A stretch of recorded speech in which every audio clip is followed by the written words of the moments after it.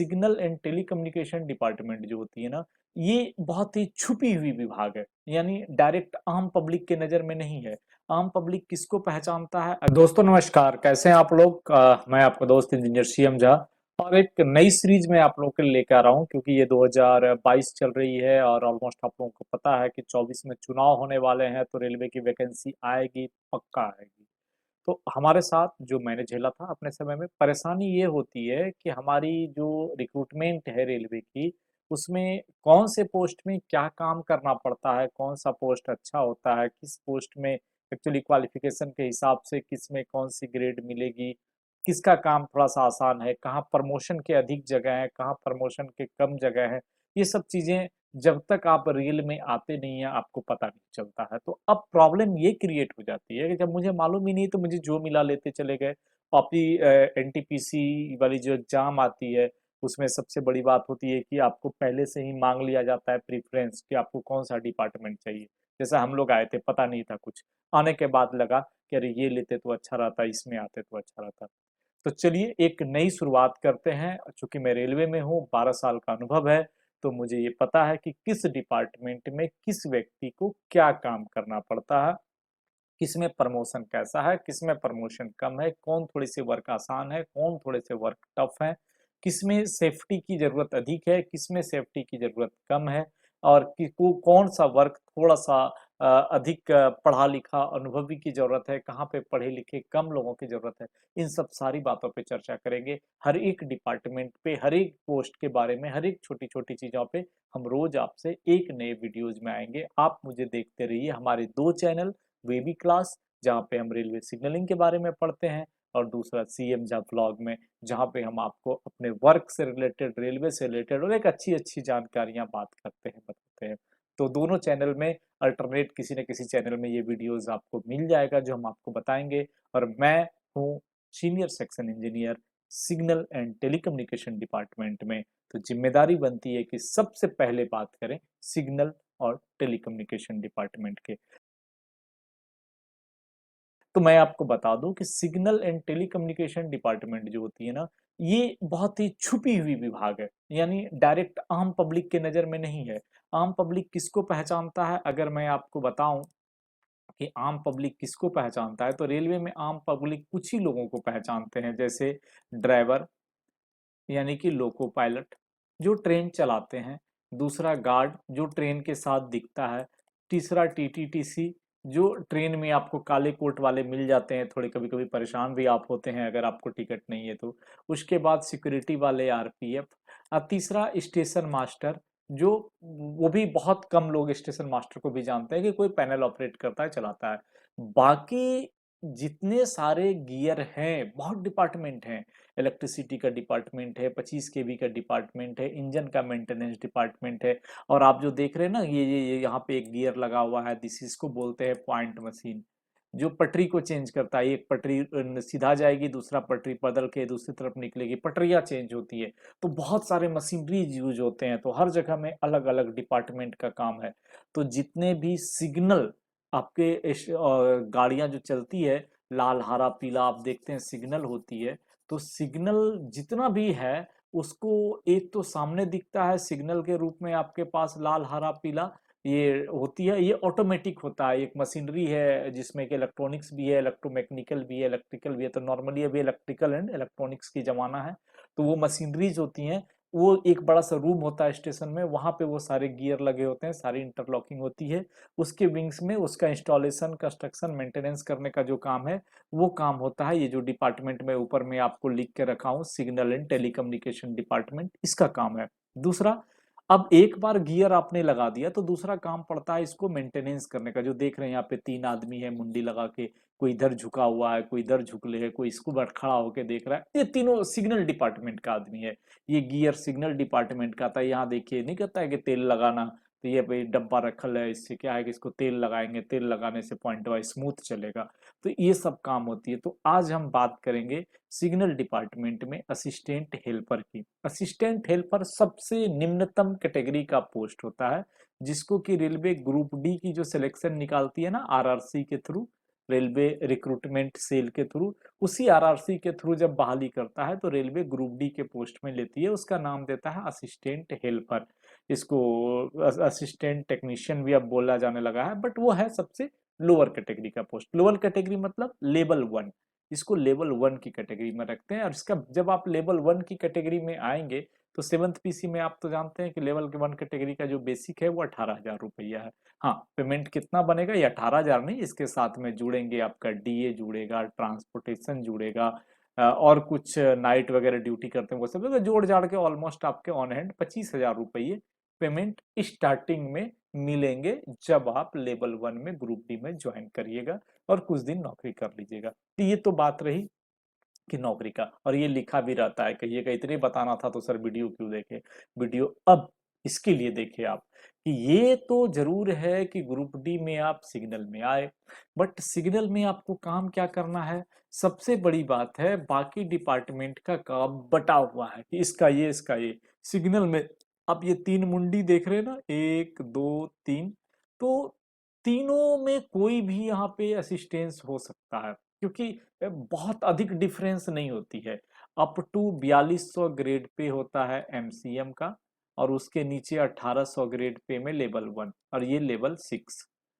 इन सबका काम ऑलमोस्ट एक है, बट जिम्मेदारी जो है लेवल 2 यानी 1900 से 4200 जो टेक्नीशियन है उनकी एक हो जाती है, और 1800 वाले के ऊपर खाली जिम्मेदारी नहीं रहती है, लेकिन ऑलमोस्ट जो काम करना है वो सब बराबर होता है। तो बहुत अधिक अंतर नहीं पड़ता है, पैसे का अंतर पड़ता है और जिम्मेदारी का अंतर पड़ता है कि जो हेल्पर है उसके ऊपर किसी प्रकार की जिम्मेदारी डिपार्टमेंटली रिटर्न में नहीं है कि आपको गियर मेंटेन खराब होने का जिम्मेदारी मिल जाता है।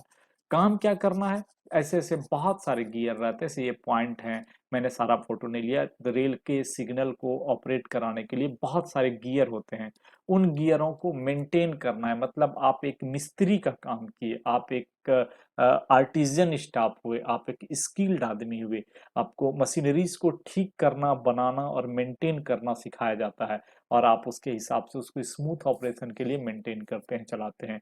8 घंटे की ड्यूटी होती है ऑलमोस्ट रोस्टर में, बट कभी कभी जहाँ पे चूंकि आपको रहना हेडक्वार्टर में है और अगर आदमी नहीं है मैन पावर, तो एबनॉर्मलिटीज में आपको कभी भी बाहर निकलना पड़ सकता है 24 घंटे में, जब भी बुलाया जाएगा डिपार्टमेंट की तरफ से कि चलो कुछ गड़बड़ी हो गई, मशीन खराब हो गया, तो रेल तो रुकेगी नहीं, आओ इसको ठीक करते हैं, करवाते हैं। वो भी काम करना पड़ता है। उसके साथ साथ में कुछ जो क्लीनिंग की साफ सफाई, चूंकि आप जहाँ रह रहे हैं रिले रूम है, इक्विपमेंट रूम है, आपका एरिया है, तो ये सब काम है। तो जस्ट लाइक सिंगल लैंग्वेज में कहिए तो एक असिस्टेंट का मतलब क्या हुआ, सहायक।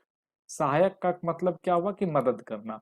यानी कोई भी कार्य रेल का हो रहा है सिग्नल डिपार्टमेंट में, उसका मदद करना आपकी जिम्मेदारी हो जाती है, और बहुत ही ऑलमोस्ट कहा जाए तो साफ सुथरा काम होता है। साफ सुथरा काम होता है, यानी आप असिस्टेंट होके भी अपने आप में हीन भावना महसूस नहीं कर सकते हैं कि मैं किस पोस्ट में आ गया हूं, बड़ी ही बेइज्जती फीलिंग होती है। एक तो ये हो गया। दूसरा प्रमोशन। प्रमोशन दूसरा ये पढ़ा लिखा, पढ़े लिखे लड़कों की बड़ी इज्जत है, क्योंकि जितना भी गियर है ना, सब ऑलमोस्ट एडवांस टेक्नोलॉजी का है। एडवांस टेक्नोलॉजी मतलब इसको कहा जाए मॉडर्न टेक्नोलॉजी का, इसमें कंप्यूटर बेस्ड इक्विपमेंट अभी अधिक आ गए हैं। तो कंप्यूटर बेस्ड इक्विपमेंट अधिक है तो पढ़ा लिखा लड़का ही समझता है, तो जो पढ़ा लिखा लड़का आया, थोड़ा सा नॉलेजफुल है, स्किल्ड है, वो अच्छा से पकड़ता भी है, सीखता भी है, और उसको इज्जत भी उतनी मिलती है। उसके साथ दूसरा चीज क्या है कि जब आप आ गए तो सबसे बड़ी बात होती है नौकरी में ग्रोथ की, प्रमोशन कितना मिलेगा। अरे बहुत मिलेगा। लेवल 1 में आप आए 1800 में, हाँ अगर आप एग्जाम पास नहीं किए या किस्मत खराब रही, मौका नहीं मिला तो अलग बात है, नहीं तो 1800 में आने के बाद आपको पहला 3 साल बाद, 3 साल बाद प्रमोशन का मौका मिल जाएगा। नॉर्मली आ ही जाता है एग्जाम, लेकिन जिनको नहीं जाना है, इच्छा नहीं है, बात की बात है, नहीं तो ऑलमोस्ट आ जाते हैं लगभग। तो उसमें से क्या है कि छोटी सी ऑब्जेक्टिव टेस्ट होती है, अगर उसको आप पास कर गए तो आप लेवल 2 में चले जाएंगे 1900 ग्रेड पे में, और अब आपका नाम हो जाएगा टेक्नीशियन 3। टेक्नीशियन सिग्नल 3, इसके बारे में डिटेल बताएंगे। टेक्नीशियन सिग्नल 3 में क्या करना पड़ता है, क्या नहीं करना पड़ता है, वो हम अभी अगला स्लाइड में बताएंगे। यहाँ टेक्नीशियन 3 बन गए। टेक्नीशियन 3 से ओनली 2 साल में 2 ईयर में आप बन जाएंगे टेक्नीशियन 2 और फिर 2 साल में आप बन जाएंगे टेक्नीशियन 1। तो यहाँ से टेक्नीशियन 3 से 2 जाने में भी एक फॉर्मल एग्जाम होती है जो सिर्फ डिपार्टमेंट में ही लिया जाता है और ऑलमोस्ट पास कर ही जाना है। तो आप 1800 में आए, 1900 चले गए, 3 साल बाद अगर मौका मिल गया तो, नहीं तो किसी किसी को लेट भी मिल जाती है, वैकेंसी नहीं रहती है तो। फिर वहां से आप टेक्नीशियन 2 चले गए 2 साल में, 2 साल में टेक्नीशियन 1। तो ये जो 3 2 5 2 7 ऑलमोस्ट मान लीजिए 10, मैक्सिमम मान के चलिए आप 10 इयर्स। तो 10 साल में आप बन गए टेक्नीशियन 1। टेक्नीशियन 1 जिसका कौन सा लेवल चला गया, लेवल 5। आप आ गए लेवल 5 में। लेवल 5 यानी ग्रेड पे कितना हो जाएगा, ग्रेड पे हो जाएगा आपका 2800 रुपया। यानी बेसिक कितना बन जाएंगे, 18,000 में आए थे, 10 साल बाद अब ऑलमोस्ट 40,000 के बेसिक में चले जाएंगे। 40,000, 40,000 की बेसिक यानी ऑलमोस्ट पेमेंट आपको इस समय तक 50,000 के आसपास मिलने लगेगी 10-12 साल में, सब चीज जोड़ जाड़ के। कुछ नाइट होती है, कुछ टीएज भी होते हैं, कुछ एक्स्ट्राज भी होते हैं, और बाकी जितनी फैसिलिटी है क्वार्टर वगैरह का मिलेगा ही। अब क्या है कि जब आप, ये तो हो गई अगर नॉर्मल यहीं तक में आप रह गए, एक पास किए तो, लेकिन अगर आप और टैलेंटेड हैं और अच्छे हैं, फिर आपको देखिए मौका मिलेगा कि टेक्नीशियन 3 में आप चले गए। टेक्नीशियन 3 में 3 साल नौकरी करने के बाद, 3 इयर्स इन टेक्नीशियन 3, जब आप 3 साल तक टेक्नीशियन 3 में 3 इयर्स तक टेक्नीशियन 3 की यानी 1900 ग्रेड पे की नौकरी कर लेते हैं, तो आपके यहाँ वैकेंसी आती है जेई का। जेई में 2 पोस्ट होती है, एक सीनियरिटी वाले का भूल जाइए, बूढ़ा होइएगा तब मिलेगा। यहाँ पे अगर आप में टैलेंटेड हैं, 1-2 सीट आपके डिवीजन में आ गया और आपने 3 साल ग्रेड 3 का नौकरी पूरा कर लिया है, एग्जाम अगर पास कर लेते हैं 100 नंबर का ऑब्जेक्टिव, तो आप सीधा यहाँ से 4200 ग्रेड पे में आ जाते हैं जेई। यानी 3 साल, 3 6 साल, 2 8 साल में अगर आपकी टैलेंट अच्छा है, किस्मत अच्छा है, वैकेंसी आ गई, तो आप बन गए 4200 ग्रेड पे में junior engineer. Junior engineer grade pay हो जाएगी 4200, ऑलमोस्ट आपको 50,000 रुपीज महीना मिलने लगेगा। तो ये एक स्कोप है। और जेई से अभी ऑलमोस्ट 5 साल में, 5 साल बहुत बता दिए, 4 से 5 साल में एसएससी बन जाते हैं लोग ग्रेड पे 4600। हाँ, यहाँ पे आके आपकी प्रमोशन ब्लॉक हो जाती है, यहाँ पे आके आपकी बेसिक हो जाती है 44,900 के आसपास। तो इस तरह से आप में इतना स्कोप है सिग्नल में। और एक हेल्पर 1800 से लेवल 1 में एंट्री किया और वो लेवल 7 तक प्रमोट अगर इतनी आसानी से हो जाए 1800 ग्रेड पे से आके सीधा 4600 ग्रेड पे तक, तो बहुत है, कम नहीं मानता हूँ। और नौकरी का जो कल्चर है वो बहुत बेहतर है। आप यहाँ देख रहे हैं ना, हो सकता है कि ये खड़ा वाला आदमी आपका एसएससी हो, जेई हो, नॉर्मली ऐसा ही वर्क होता है। ये आदमी टेक्नीशियन हो, ये आदमी हेल्पर हो, या ये आदमी हेल्पर हो, ये आदमी टेक्नीशियन हो। बस आपको समझ में नहीं आएगा काम करने के दौरान। अगर आपकी एटीट्यूड अच्छा है, आपका परफॉर्मेंस अच्छा है, नॉलेज अच्छा है, आगे बढ़ने के है, तो सिग्नल डिपार्टमेंट में भी बहुत अधिक भविष्य है। इसके साथ अगर आप बात करिएगा तो सिग्नल डिपार्टमेंट में अगर आपकी नॉलेज बहुत अच्छी है, तो फिर प्राइवेट में, क्योंकि ऑलमोस्ट 70 to 80% जो वर्क है वो कॉन्ट्रेक्चुअल हो गया है, सबके सब इंस्टॉलेशन मेंटेनेंस। तो अगर आपकी नॉलेज अच्छी है, पकड़ अच्छी है, जानकारी अच्छी है, आप बहुत बढ़िया कर रहे हैं, तो आप फिर आगे चल के प्राइवेट की तरफ में या कुछ और भी कर सकते हैं।